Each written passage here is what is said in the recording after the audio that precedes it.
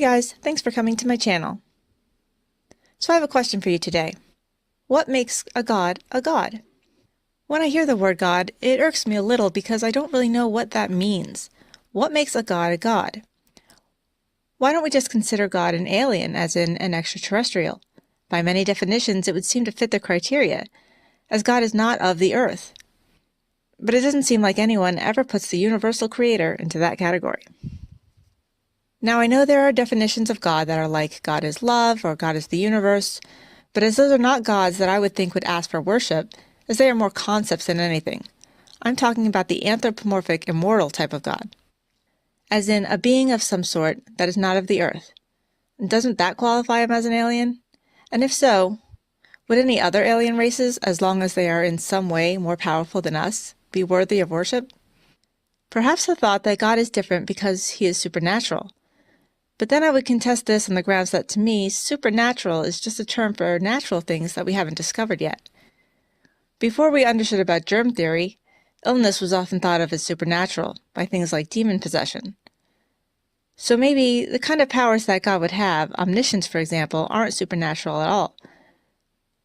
Until it's somehow proved that they are, I simply don't believe in supernatural. So would just having some powers we don't understand make a being a god? Lots of TV and movies make cases for this, such as aliens being taken as gods, at least by the naive or unquestioning masses. There have been many cases of this in sci-fi, but this also usually ends with the protagonist conquering or exposing the being for not being worthy of the god title. This is also quite a common theme in comic books, where a character who has power is often mistaken for or tries to label themselves a god. But despite having those powers, we, as the outside observers to the world, can see them as being flawed. Maybe their power is derived by technology so advanced that it looks supernatural. Is God only a god because he created us? Does that mean, if the time ever comes that we perfect artificial intelligence or lab-created life, that we would then be gods? Would they be justified in worshipping us? Is it because God is supposed to be immortal or immaterial? Because again, there are stories with non-corporeal beings, such as the Theisians in Star Trek, so just not having a body or form can't be the main justification for God's status. And as for immortal, would Captain Jack Harkness be a god? I mean, John Barrowman is pretty worthy of worship. And also, how do we know if God is immortal? Has anyone tried to kill him? So why do we give these entities the title of God and not just alien?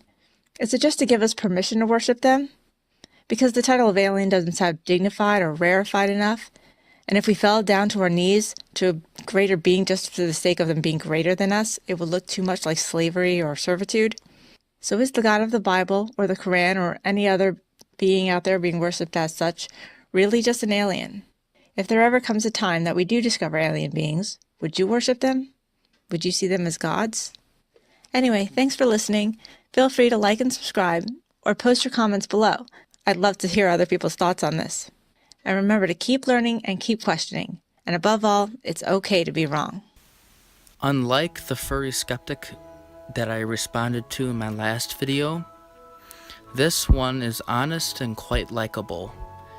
I commend you, Furry Skeptic, for that. But I would like to respond to your video, What Makes God, God? And by doing that, I would first like to ask you to rethink your way of ontology, how you think about the spiritual, the immaterial, and material worlds. Because, in fact, this question, who is God, what makes God God, cannot be answered on a merely physiological, merely material sense. Because God is infinite, eternal, just, holy, his attributes are what makes him himself. He is divine simplicity, that not meaning that he is simple in the head, but that he is not composed or made up of parts. He is one. He is God. He is triune. He is one distinct God. He is one God in three distinct persons.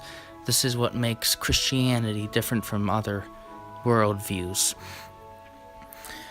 However, the question really lies on the fact of his attributes. His attributes are what make him God, and other things too, but we know him by what he has revealed to us. He has revealed himself as long-suffering, as just, as love, and as many other things. But these things we cannot contribute to him in the same way we would contribute them to a person, a physical, corporeal person, because these attributes are perfect and incomprehensible in the eternal and perfect Godhead. They are what make God, God. He is not distinguished from them because he is not made up of parts. So, what also makes God, God? Well, yes, he is the creator of the universe, the creator of man, the creator of all things, and in him all things subsist. They hold together. Without him, we could not breathe. Yes, there's oxygen. As you mentioned, there's things that we have explained over the years, and science that we know now, but that still does not get rid of the God factor, because without him, those things would not exist, could not happen in a ungoverned, unpurposed universe. When we ask these questions, we assume the uniformity of nature and the inductive principles by which we come up with rational arguments, reasoning, and so I would ask you, Furry Skeptic, what makes you sure that what you know is true? What makes you sure what you believe is wrong is wrong? And that I mean in the atheistic worldview. Thoughts, feelings, reason, all these categories are all just condensed to the physical realm that we are. There's no laws of logic. It's just what the mind does is what it does. Influenced by the laws of physics. There's no abstract universal that can account for a reason. But I digress. I'm supposed to answer your question. What makes God, God? Well, in the most simple explanation, God is who he is. He is who he has been from all eternity, uncreated. He is, let me read the Westminster Confession of Faith, the Shorter Catechism, question 4. Question, what is God? Answer, God is a spirit, infinite, eternal, unchangeable in his being, wisdom, power, holiness, justice, goodness, and truth. And just as one of the verses that it mentions here is John 4:24. God is a spirit, and they that worship him must worship him in spirit and in truth. Psalm 92. From everlasting to everlasting, thou art God. Malachi 3:6. For I am the Lord, I change not. Therefore are ye sons of Jacob not consumed. James 1:17. The Father of lights, with whom is no variableness, neither shadow of turning. And it goes on. There's many verses that I could show here. Psalm 117:2. For his merciful kindness is great towards us, and the truth of the Lord endureth forever. Praise ye the Lord.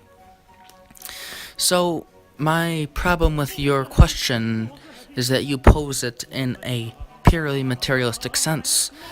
So, Furry Skeptic, I would ask that you come with a different video, asking in a way that comports with the Christian theistic worldview of what God is, and ask within the categories of what God defines himself and reveals himself to be in Scripture.